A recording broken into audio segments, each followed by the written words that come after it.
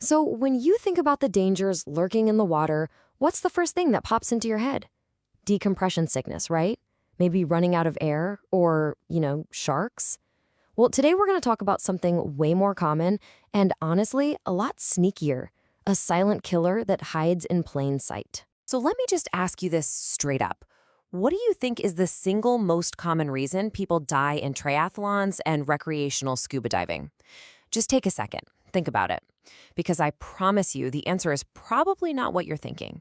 Here's the thing. It's a condition that is so incredibly deceptive that even after an autopsy, the findings look almost exactly like drowning. It fools everyone. Investigators, doctors, coroners, all of them, often leading them to the wrong conclusion.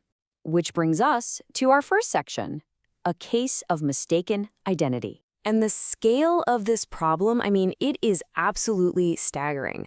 We're talking about the #1 cause of death for recreational divers, the #1 cause of death for triathletes, and this isn't something that just affects weekend warriors.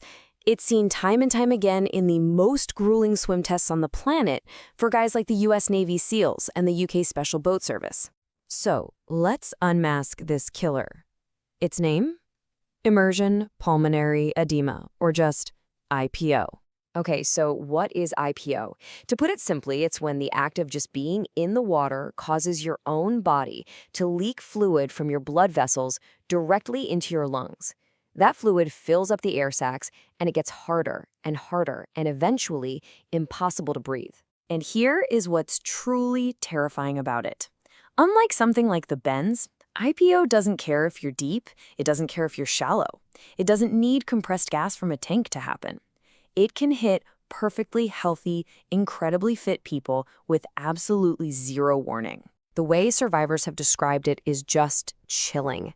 They say it feels like you're drowning from the inside. Can you imagine that?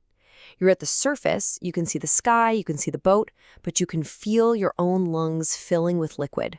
It's a horrifying, insidious feeling. All right, so what causes this to happen? Let's dive into the risk factors and triggers. First, let's talk about the environment and your gear. Cold water is a huge one. It makes the blood vessels in your arms and legs clamp down, forcing a ton of extra blood into your chest and lungs.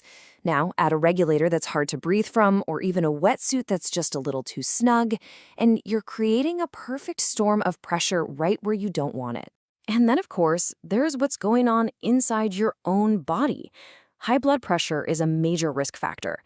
It puts extra strain on your whole system. But this next one? This is the one that surprises everybody. Overhydration. Yeah, we're always told to drink water, right? But drinking too much before a dive can actually increase your blood volume, which raises the pressure in your lungs and makes that fluid leak way more likely. Okay, so this all sounds pretty scary. How in the world are you supposed to spot it? That brings us to Section 4, recognizing the warning signs. The early signs can be super subtle. A little cough you might just ignore, feeling a bit more breathless than usual, or just this sudden, weird feeling of being exhausted. The thing is, any of these symptoms in the water are a massive red flag. And if you ever cough up frothy or pinkish stuff, that is the classic textbook sign of fluid in the lungs. You cannot ignore that. Because if those early signs are ignored, the situation goes downhill fast. The person starts gasping for air. They get confused because their brain isn't getting enough oxygen. Their lips might even start to turn blue. This is a full-blown medical emergency, and if something isn't done right then, they're going to lose consciousness. To really see just how dramatic this is, look at this. This is a real case from way back in 1977. It's a 40-year-old female diving instructor. The X-ray on the left, that's her lungs filled with fluid. You can see all those white, fluffy patches. Now look at the right. That was taken just a few hours later after she was treated. Completely clear. And what's wild is that back then, nobody even knew what IPO was. This had happened to her before, but doctors had no idea what was causing it.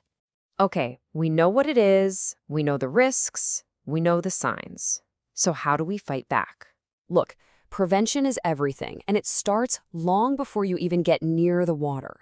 Manage your blood pressure. Don't go crazy with the fluids. Make sure your gear actually fits you and your regulator is serviced and breathes easy. And here's the golden rule. If you feel any of those symptoms we talked about, the dive is over. Done. No questions asked. You abort immediately. Now, what if you suspect it's happening to you or your buddy? This response needs to be like muscle memory. Stop everything. Surface in a safe, controlled way, signal for help, and get out of the water. Getting out of the water is the single most important thing you can do. Then, get warm, get on 100% oxygen, and get emergency medical help on the way, even if the person starts to feel better. And I have to say this in big, bold, capital letters. Never give the victim fluids. I know your first aid brain might scream, give them water, but their body is already overloaded. Adding more fluid will just make the problem in their lungs even worse. So what's the outlook? Well, it's kinda good news, bad news.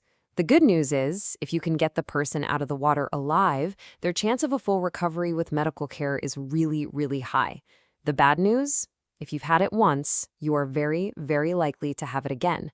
That's why for many people who experience this, doctors recommend they hang up their fins for good. And a special shout out here for all you tech divers on closed-circuit rebreathers. Listen up. Your gear, by its very nature, can increase the work of breathing and even create a slight negative pressure that helps pull fluid into your lungs. You combine that with the fact that you're often doing longer, colder dives, and your risk goes way up. So we'll end with this thought. Every single one of us was taught to check our gear, check our gas, check our buddy. But IPO teaches us something else. We also have to check in with ourselves. Are you actually listening to your body's most critical warning signs? Because in the water, that little bit of self-awareness, that could be the one thing that saves your life.